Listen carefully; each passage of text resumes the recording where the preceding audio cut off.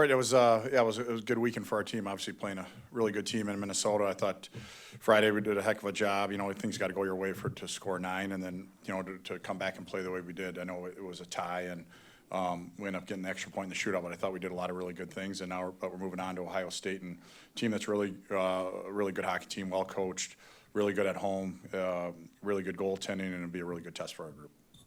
And real quick, do you have an update on Red or?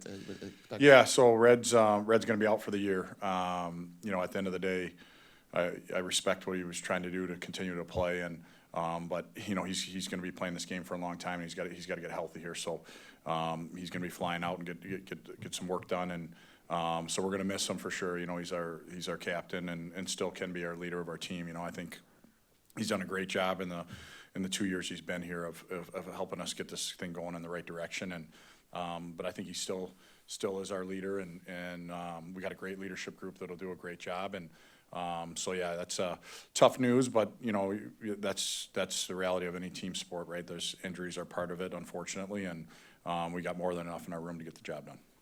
And then the obviously big weekend, getting a 5-point cushion, but with the way it can go, does it feel like you got some breathing room, or just keep going, doing what you're doing? Yeah, we don't spend too much time talking about the standings. We just focus on the next game and trying to get better. I thought we got better last week, and then we were the weekend before, and that's the goal coming in. We've had a good week of practice here. It's a little shorter week, right? Playing Thursday, Friday, so we'll have one more skate tomorrow and try to take advantage of that practice. And but yeah, we're just focused on one game at a time and try to play our best every game we play.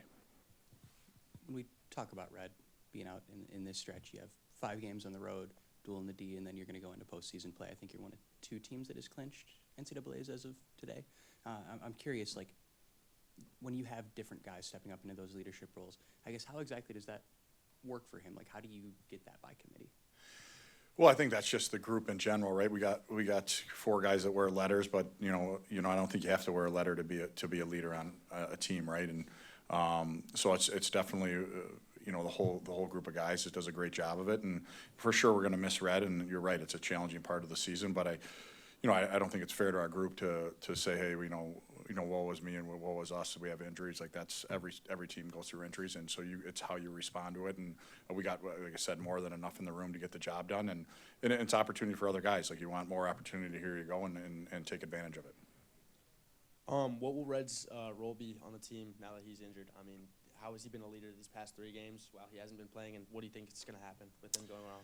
He's done a great job. He's down on the bench for practice. He's around, and I think that's important, right, for him, even just for him, is make sure you're still around the team, stay in a routine.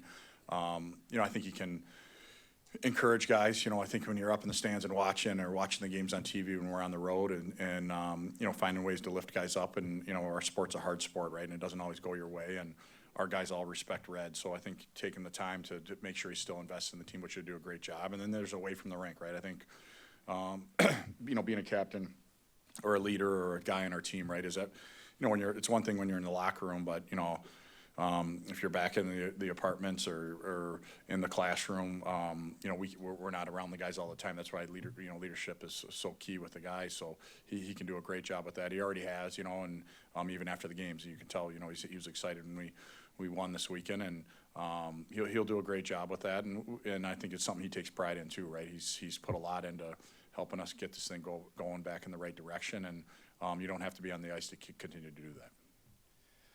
You have one of the youngest teams in all of college hockey. You've mentioned that, but also on the other end of the spectrum, you got, I believe, 9 guys that have played over 100 games of college hockey. How unique is that, and how does that help you moving forward, especially towards the end of the season and into the playoffs? That unique situation, because don't know if a lot of college hockey teams can say that. Yeah, I'd have to look at the stats of how many, I don't know how common that is or not, but I do think our guys have been through a lot. You look at Tanner and Gooch, they were here in the transition, so they've been through some hard times, right? And I think that helps, form your character and staying with it and grit. And then some, the guys that, when we first got here, we were trying to get it back going. And so I think it's one thing just to look at games, but like the quality of games that our guys have played in, the fact that, we've been ranked where we've been ranked, and you have to play your best every night if you want to get the results. So I think a combination of all those, like for sure, that's you know, we are young for sure if you just look at the age of our team, or we're the youngest in our conference. But I do think when you watch our team play, we do play with poise, and that takes time a little bit. It takes recruiting the right type of kid and right type of family. But yeah, we think that, you know, experience, even though we're young on paper, we do feel like we have an experienced group. Coach, you mentioned some new guys getting spots in the roster. I know Griffin has played the last few series, kind of joining that fourth line with Mikey and Shane, and Austin starting as the extra skater against these games. What does that say about your guys, especially some of these younger guys, freshmen, sophomores, that are coming into these really big series against Big Ten opponents, tough teams like Minnesota, and they're really just giving it their all every single time they get on the ice?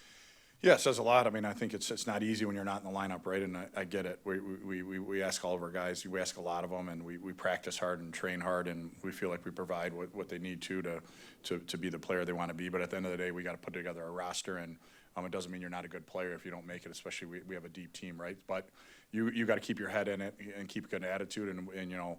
It's the old not when my number's called, if it's called, right? And you're not entitled to playing. You have to earn it, and doesn't mean you're not a good player, and you got to do the right things. And Griff's a great example of it, right? He's you know, he's been in and out at his time here, but he brings energy every time he plays, and he adds something to our team. He throws positive things on the pile, and that's what you're looking for. And I think he's a good guy for other guys on the team to look at. You know, his attitude never dipped. It wasn't tripping over his lip, and I think that's really important for what we're trying to do, right? And I think perspective, right, is I know everyone wants to play, and I want all of our guys to want to play, but at the end of the day, pretty lucky to be able to play hockey at Michigan State, pretty lucky to have the health that our guys have.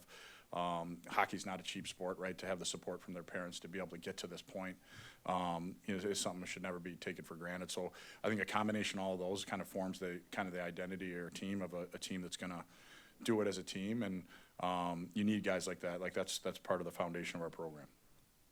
Adam, teams don't generally stay the same. They either get worse or they get better. This team appears to be getting better. As a coach and as a staff, how do you keep that competitive edge so that continues?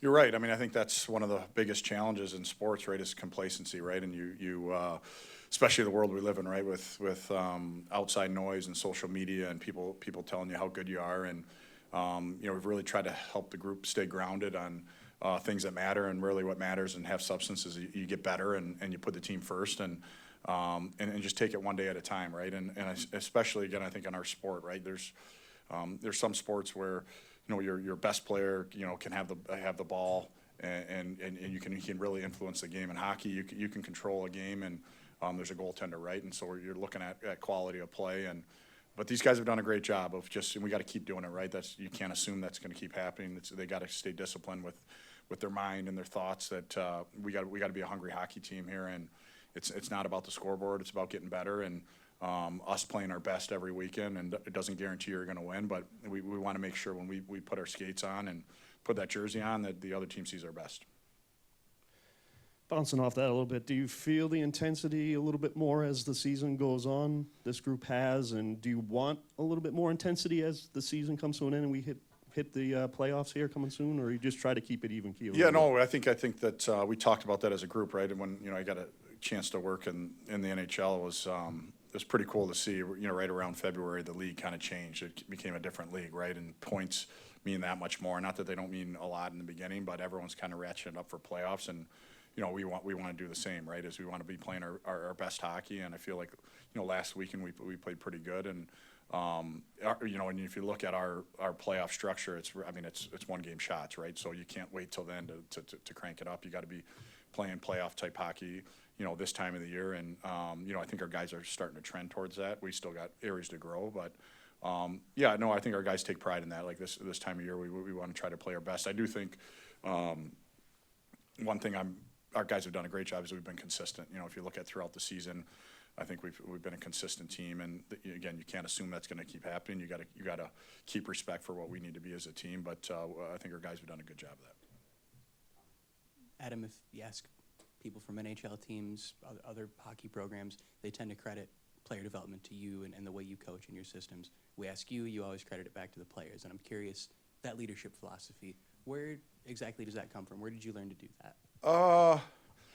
Well, I mean, I think, I grew up in a small town, right? So if you want to do something, you got to go out and earn it. I think both my parents were college athletes. They didn't play hockey, but they knew that there's a certain amount of sacrifice. But at the end of the day, both my brothers that ended up playing college hockey. It was always, this is going to be your deal. Like, if you want to do this, you got to do it. We'll support you, and I feel the same in coaching, right? We'll support our guys and give them everything they need, but I really believe in player development. Players are responsible for 80%, we're responsible for 20%, and I think you need to get the players to understand that. And sometimes I think in our world it's, I got to hire another shooting coach or a skating coach or a checking coach or a forechecking coach, and I think all those things are great and part of it, but I think you can start losing the focus on this is your responsibility and take responsibility for your development. And that's why, we're not a team with a ton of rules, or it's based on, make decisions based on the player and team you want to be. So if you're not committed and you're not going to class and you're staying up all night, don't come into our office and say you want to play in the NHL or we want to be the best team in the country. So I think that's really important in development, is making sure that the players understand you are responsible for your development. And we're not looking to get the credit. And I think we hired a staff that believes that too, right? They're all here to try to help and support our guys to reach their goal. Coach, kind of adding on to that, I know after Saturday's game you mentioned that the weekend felt pretty close to a full 120 minutes of hockey, but I know you're always kind of looking for more from your guys, building that development. I'm curious if there's any specific areas you're really looking for these guys to grow in these next few weeks of the regular season. Yeah, I mean, I think we talked about a couple of things, right? I think, and it's hard, right? The other team wants to win the game, but you're put in tough spots. But, really taking care of the puck when we break the puck out. You can't make your problem someone else's and chuck it around, right? So there's time to make a hard play hard, and there's time to support it and making sure we're clean. I think we play our best. I think, if you want to be great in D zone, be great breaking the puck out, then you probably don't have to play in the D zone. And then the other thing would be maintaining our identity offensively. I think we're a team I think we've scored the second most goals in the country. Sometimes you can deviate from that and want it to be cutesy, and I think if you watch our team, we play team hockey and we make a lot of nice plays, but you can never be on the perimeter. We got to be a team that gets to the inside. So those are the two things I think we got to keep growing. Adam, I know you need no encouragement to talk about Tom Izzo, but he turned 70 this week. I don't know if you plan on coaching till 70. Yeah, I don't know. Yeah. But what example does that set, not only in terms of his record, but the leadership role he's taken here at his age and the energy he has at age 70? It's unbelievable. Yeah, he's a machine. I think he's a freak with that. As just as like you said, his energy, you go and watch his practice and his passion for recruiting, right? You look at what goes into his job.